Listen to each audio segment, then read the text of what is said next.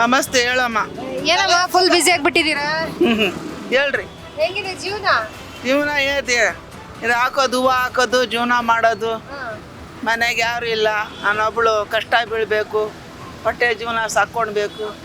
ಯಜಮಾನ್ರು ಇಲ್ಲ, ಕೂಲಿಗೆ ನೀವು ಒಬ್ರೇ ಮಾಡೋದು?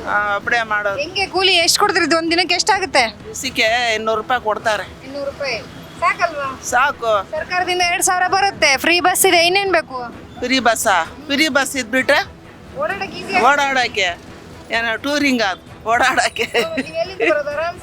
ಫ್ರೀ ಬಸ್ಸಲ್ಲಿ ನಾವು ಹೋಗೋದಿಲ್ಲಮ್ಮ, ನಾವು ಫ್ರೀ ಬಸ್ಗೂ ಹೋಗೋದಿಲ್ಲ, ಏನಕ್ಕೂ ಹೋಗೋದಿಲ್ಲ ನಾವು. ಮತ್ತೆ ಏನ್ ಬೇಕಮ್ಮ ನಿಮ್ಗೆ?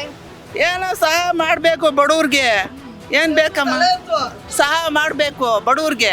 ಯಾರು ಇದ್ದಾರೆ ನಮಗೆ? ಯಜಮಾನ್ರು ಇಲ್ಲ, ಯಾರೂ ಇಲ್ಲ. ಹಾಂ, ನಮ್ಮ ಜೀವನ ಹಂಗೆ 200 ರೂಪಾಯಿಗೆ ಜೀವನ ಆಗ್ತದ? ನಿಮ್ಗೆ ಆಗ್ತಿದ್ಯಲ್ಲ ಈಗ, ಹೆಲ್ಪ್ ಆಗುತ್ತೆ ತಾನೇ?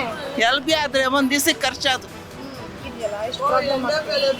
ಎಣ್ಣೆ ಬೆಲೆ, ಅಕ್ಕಿ ಬೆಲೆ, ಬೇಳೆ ಬೆಲೆ, ಇದು ಊದ ಬೆಲೆ, ಎಲ್ಲ ಪದ್ಯಂತೂ ಬೆಲೆನೂ ಜಾಸ್ತಿನೇ ಇರೋದು.